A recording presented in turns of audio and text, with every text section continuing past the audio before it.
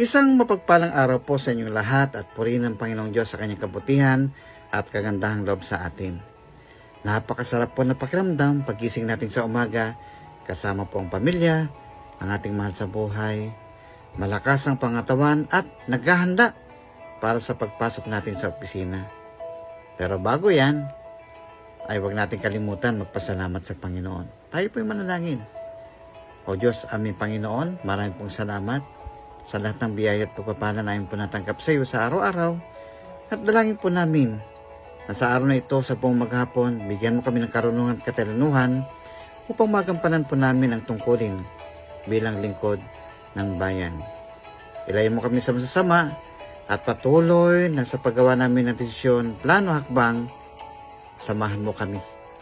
Ito pa may dalangin sa makapangyarihang pangalan. Amen.